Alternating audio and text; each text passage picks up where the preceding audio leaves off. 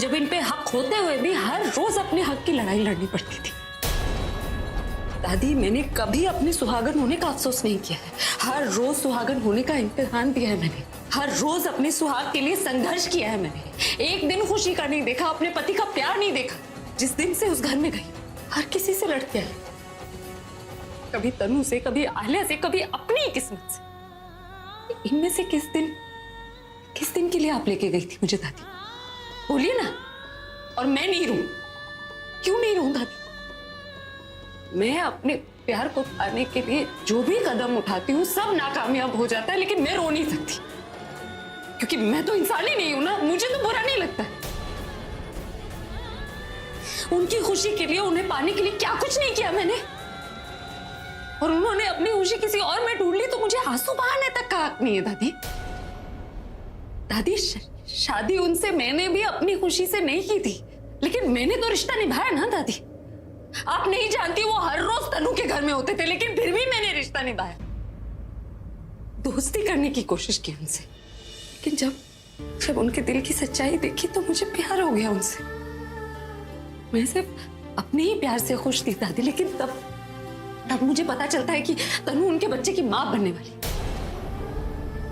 मुझे तो नाराज होना चाहिए था ना दादी, लेकिन नहीं। और मैंने आपकी आंखों में देखा था कि आपको परपोता चाहिए, और ये भी जानती थी कि वो मुझसे प्यार नहीं करते थे, तो वो परपोता मैं नहीं दे सकती आपको। और आपसे वो अपनी जान से बढ़कर प्यार करते, इसलिए आपकी खुशी के लिए, उनकी खुशी के लिए मैं अपने पति और प्यार को भूल गई और वो घर छोड़कर यहां चली।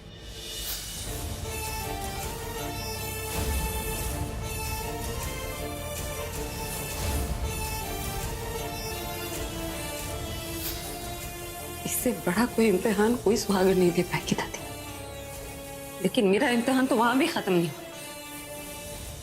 जब सब कुछ छोड़कर यहाँ आ गई तो पता चला कि आलिया और तनु इन्हें धोखा दे रहे।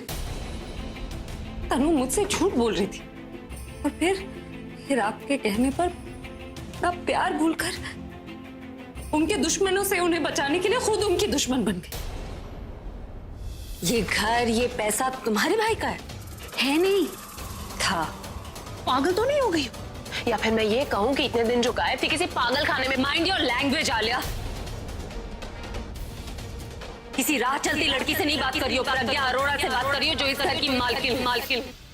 जिन आंखों में प्यार देखना चाहती थी, उन्हीं आंखों में नफरत ढूंढने लगी।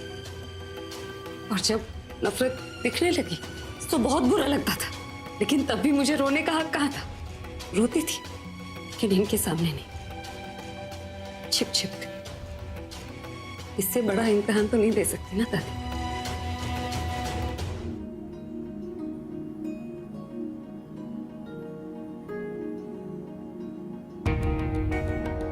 कितना मना किया था मैंने बीजी, वो अभी की दादी को, कि प्रज्ञा को अकेले छोड़ दो, लेकिन उन्होंने मेरी एक नहीं मानी और अंदर चली गई। अरे तो उससे क्या हुआ? अभी की दादी गई है ना, कोई कौन सी तन्नू या आलिया गई है जो तुझे टेंशन हो रही है? आ जाएंगी बाहर। वो प्रज्ञा का भला ही चाहती है, जो कहेंगी उसके भले के लिए कहेंगी, और जो करेंगी वो भी उसकी भलाई के लिए। तो खामखा टेंशन ले रही।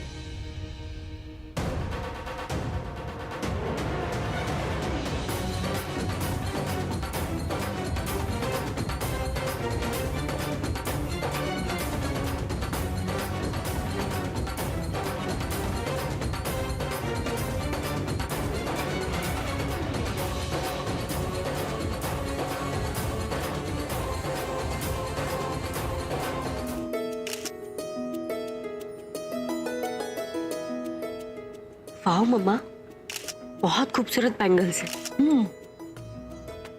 इसे चूड़ा कहते हैं। कलेरियों के साथ ना और भी ज्यादा सुंदर लगेगा। ला, हाथ दिखा। अरे सोनाली, आना यहाँ। ये ले, कलेरिया ले और बांध इसे, और ठीक से बांधना। हाँ, टेंशन मत करो चाची, ऐसा बांधूंगी कि शादी के बाद जीजू भी नहीं खोल पाएंगे। वैसे तनु, तुम्हारी वो सातन प्रज्ञा की नजर नहीं आ रही? वो नहीं आई, एंड आई थिंक वो आएगी भी नहीं। लेकिन क्यों? उसे भी तो अपनी शादी की तैयारी करनी है ना, गई होगी लेने। क्या चूड़ा? लड़का। अरे शादी टूटने के बाद दूसरा लड़का इतनी आसानी से मिलता थोड़ी ना है। क्या हो रहा है ये? अरे क्यों फालतू में इस बेचारे की क्लास लगा रहे हो आप लोग? आलिया, एक्टिंग मत करो। मैं जानती हूँ तुम बाहर से सीरियस होने की एक्टिंग कर रही हो, पर अंदर से तुम भी हंस रही हो। Actually that's a fact. जो हालत है ना उस बेचारी की, वो शादी करने की हालत नहीं रही। हाँ, बाकी लोगों की शादियां जरूर करा सकती है। दूसरों की शादी? हाँ, दूसरों की शादी करवाना बिजनेस है। उठ क्यों रही है, बैठे रहे। Actually look at the irony of life. बेचारियों का शादी का हॉल है, लेकिन फिर भी घर में चारों की चारों फीमेल्स सिंगल।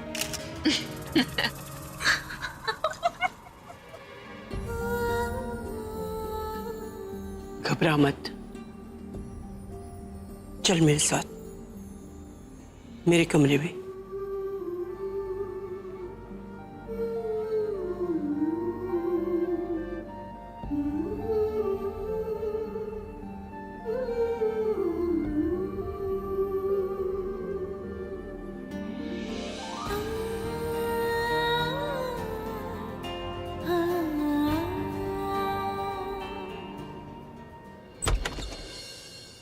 लो, ले आई मैं प्रज्ञा को। आ गई? हाँ। कहाँ है दीदी वो? अरे यही तो थी।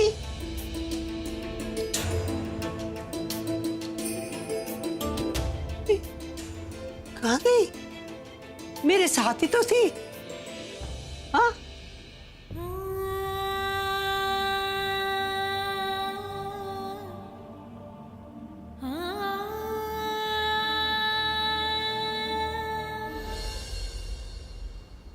बड़ी बेशर्म लड़की है।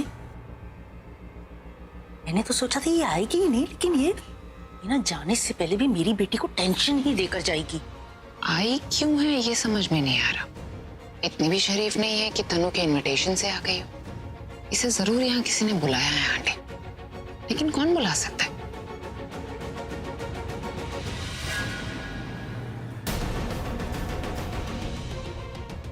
इनके अलावा और कौन हो सकता है?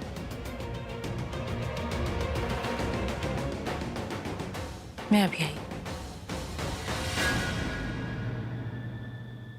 मम्मी जी, मैंने आपसे कहा था ना, ये शादी बोरिंग तो बिल्कुल ही नहीं होने वाली।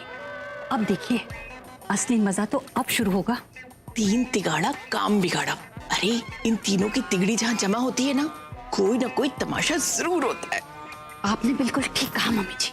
अब आप देखिएगा, ये प्रज्ञा और तनु की ना सौतन और सुहागन की टीम के बीच में मैच शुरू होगा और अभी बनेगा अंपायर, और उस लीग का नाम होगा MPL।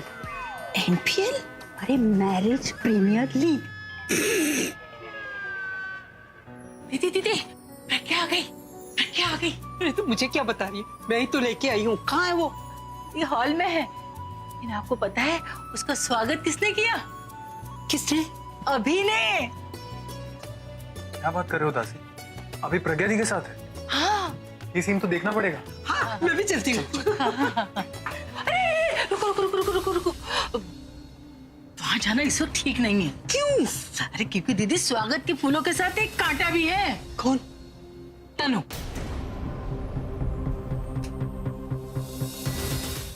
जब उनके फेरे हो रहे होंगे तब हर एक फेरे में तुम्हारी मौत होगी। आज इन दोनों की शादी हो जाएगी, मुझे तो बहुत अच्छा लगेगा। आफ्टर ऑल भाई और तनु की शादी करा के मैं तनु का सपना पूरा कर रही हूँ, और तुम्हारी ऐसी हालत देखकर मैं अपना सपना पूरा करने वाली हूँ।